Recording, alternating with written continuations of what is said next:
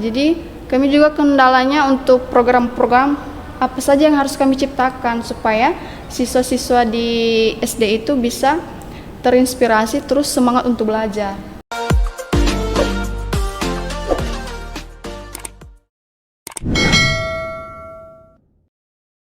Halo Sobat Mutiara, kembali lagi dengan saya Eksmin Mandela Ia di podcast USM Indonesia Podcast Cerdas Berkarakter. Hari ini kita akan ngulik-ngulik asik lagi bersama mahasiswa Kampus Mengajar 4. Kita bersama dengan Kak Valentina Wau. Nah sebelum itu mungkin Sobat Mutiara pada kepo siapa sih kakak ini sebenarnya? Saya nggak perkenalkan diri. Halo Sobat Mutiara, perkenalkan saya Valentina Wau, mahasiswa dari program studi S1 Kesehatan Masyarakat. Terima kasih. Oke, Prodi Kesehatan Masyarakat ya Kak? Iya. Oke, jadi gimana kabarnya Kak? Baik? Baik, sangat luar biasa. Oke, baik. Jadi Sobat Mutiara, di sini kita akan berbagi pengalaman dengan Kak Valentina Wau, di mana kakak ini mengikuti program Kampus Merdeka, yaitu Kampus Mengajar. Nah, saya mau bertanya nih Kak, kemarin Kampus Mengajarnya penempatannya di mana? Di Nias, di SD. SD mana nih Kak? SD Tuemberua, Kecamatan Lelematua. SD Tuemberua, Kecamatan? Lelematua. Lelematua, oke. Nah, saya mau sharing-sharing atau mau tanya sama kakak. Mungkin bisa kakak ceritakan kemarin pas kakak mau mendaftar di Kampus Merdeka Kampus Mengajar itu gimana Kak? Ya, awalnya dengar program ini dari salah satu dosen ya, semenjak semester 3. Ya, terus dengar dari salah satu kakak tingkat di Kampus Mutiara ini, tapi dia bukan kampus mengajar, namun di program MSIB ya. MSIB. Iya. Terus tanya-tanya lah gimana lah untuk prosesnya, terus apa aja dokumen yang diperlukan. Kemarin sempat mendaftar pas angkatan ketiga. Namun masih belum rezeki, belum lolos ya. Cuman perlu berusaha lagi. Terus untuk semester kelima kemarin baru mendaftar lagi. Ya syukurlah bisa lolos. Oke, bisa lolos. Dan sekarang kakak semester 5 ya sekarang? Semester 6. Oh, semester 6, oke. Jadi kemarin pas kakak dinyatakan lolos, apakah itu sesuai dengan pilihan dari kakak sendiri atau dari kampus mengajar yang milih bahwa kakak akan ditempatkan di SD ini? Oh enggak, soalnya sesuai dengan pusat. Pusat, oke. Iya, karena awalnya kan domisili yang ku kasih sesuai dengan KTP dan sesuai juga penempatan yang sekarang itu pas mendaftar.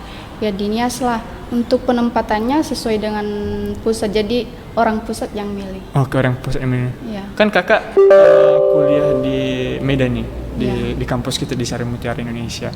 Nah jadi kenapa terbesit di pikiran kakak bahwa mengambil program itu di Nias? Kenapa harus di Nias? Kenapa nggak yang dekat-dekat kampus saja gitu? Sempat kemarin mau mendaftar untuk sekitaran Medan lah, yang di luar Nias. Cuman sesuai persyaratannya mendaftarnya itu harus sesuai domisili yang sekarang. Domisili yang sekarang ya? Iya. Oke. Jadi teman-teman perlu tahu juga bahwa Kak Valentina Wau ini adalah orang Nias nih ya? Iya Bang. Dari Kecamatan Aman Raya. Nah jadi saya mau tanya lagi Kak, mungkin kakak bisa ceritakan pas pertama penempatan, mungkin pasti ada penyambutan nih dari sekolah tersebut. Nah jadi gimana penyambutan itu Kak kemarin? Awalnya sih kan masuknya tanggal 1 Agustus nih. Cuman sebelum tanggal 1 Agustus itu pas hari Minggu kami kan harus lihat kondisi sekolahnya dulu, terus lingkungannya kan. Nah pas hari itu saya sendiri belum datang karena kejauhan. Karena kalau dari tempat saya dari Amandaya ke Lelematua itu sekitaran 2 jam lebih lah. 2 jam lebih. Ya. Terus teman-teman aku yang datang. Awalnya orang-orang di sekolah itu pas kami datangi kepala sekolahnya, terus ada juga sebagian guru kan, karena udah duluan kami konfir pas di dinas pendidikan waktu itu. Ya, awalnya orang-orang guru itu nggak terima. Mereka kira kami ini PPL ya, PPL. Terus kadang-kadang yang berpikir mereka nggak mau kami ditempatkan di situ. Terus mereka kira kami sendiri yang milih tempat itu. Ya, karena awal mereka pikir kayak ada saingan lah gitu. Ya, karena sempat juga hampir berdebat di situ kata teman-teman aku kan. Ya, Terus pas tanggal 1 Agustus memang ada penyambutan tapi nggak terlalu kali, cuman melakukan ramah tamah di ruang kepala sekolah saja. Oke. Gitu sih, Bang. Jadi kakak tadi bilang bahwa ada teman-teman kakak nih. Ya. Jadi teman-teman kakak ini apakah sama-sama mahasiswa dari Sari Mutiara? Apakah ada dari kampus lain yang bergabung dengan kakak? Ada juga dari kampus lain. Itu dari mana aja kak? Kalau boleh tahu. Dari Universitas Muhammadiyah Riau. Oke. Terus dari Universitas Dharma Agung. Dharma Agung. Iya. Itu semua orang Nias? Iya, orangnya sama. Orang Nias, oke. Nah, kakak kan udah disambut nih untuk ke sekolah tersebut.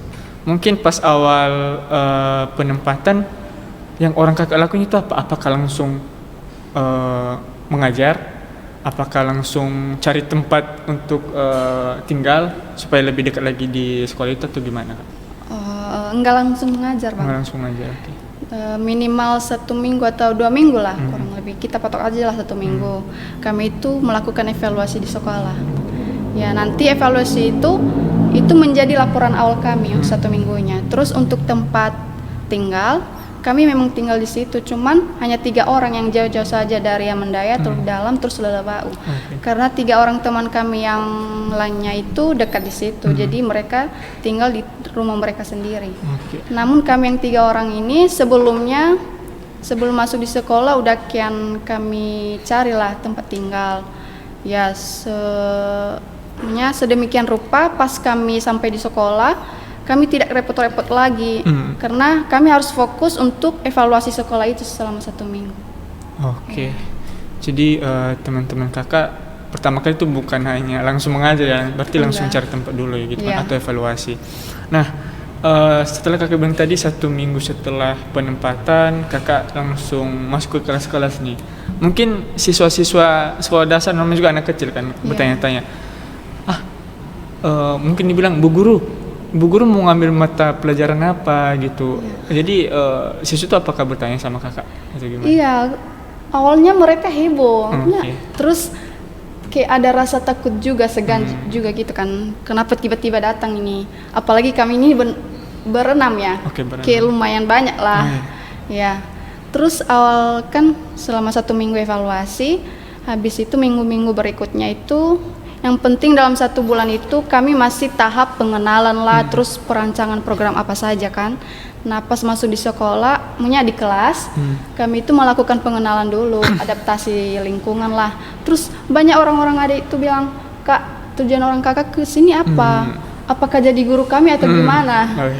Terus kami jelaskan lah, kami dari mahasiswa program kampus mengajar ini bertujuan untuk membantu adik-adik dalam bagian literasi, numerasi, adaptasi teknologi, dan terlebih-lebih untuk administrasi sekolah.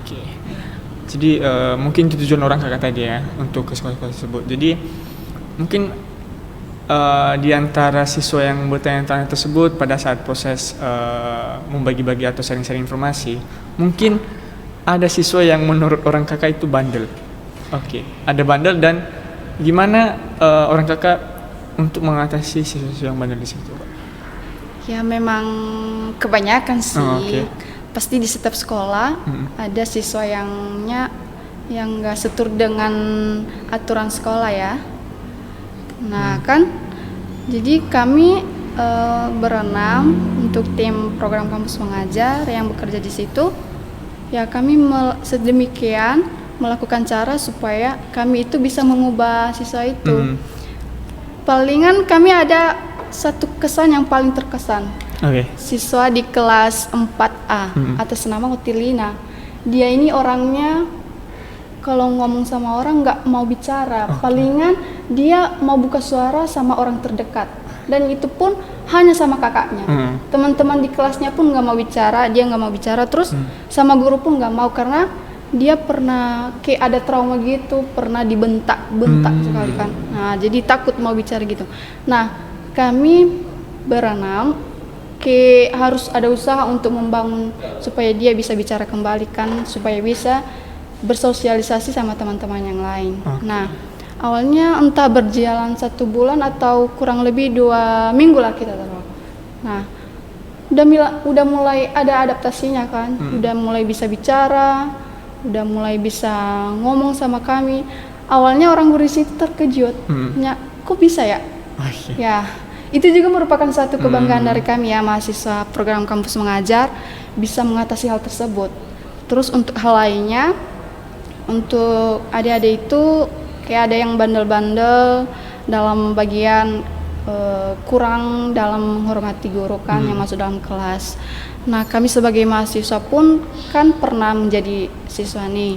Jadi kami harus memberitahukan apa saja yang tidak boleh dan apa saja yang boleh. Betul. Dan orang-orang adik itu kami kalau masuk dalam kelas mereka itu memang agak berubah ya 180 derajat. Iya. Memang awalnya sih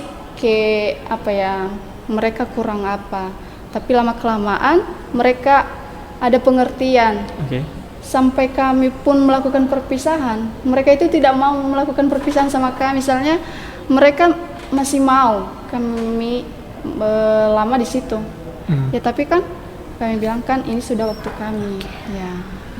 Oke, jadi mungkin agak sulit ya untuk orang kakak beradaptasi ke siswa-siswa tersebut.